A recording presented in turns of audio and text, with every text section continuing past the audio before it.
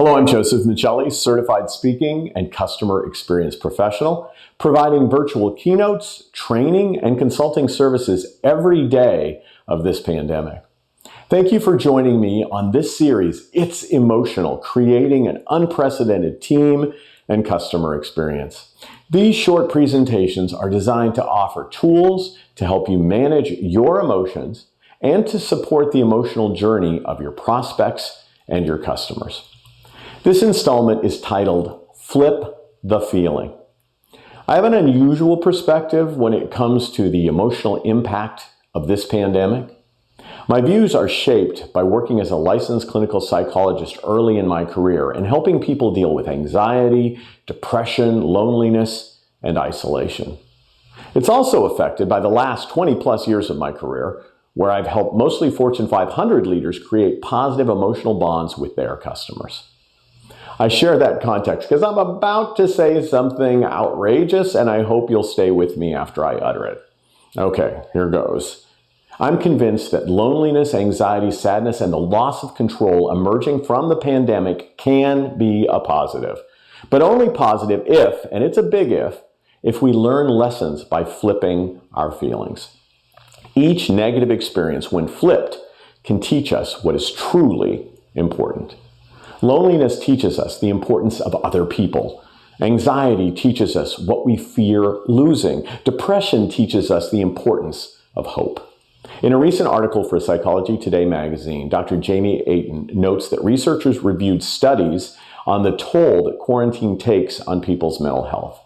The authors note that psychological responses to quarantine are predominantly negative. Results from the analyzed studies show that the loss of liberty, fear of infection, and length of separation created an environment that often brought about post-traumatic stress, detachment, insomnia, and anger. These results were found among patients and medical workers even months and years after prior quarantines. I'm not saying that COVID-19 isn't having a tremendous toll, not only on the loss of life, but on emotional suffering as well.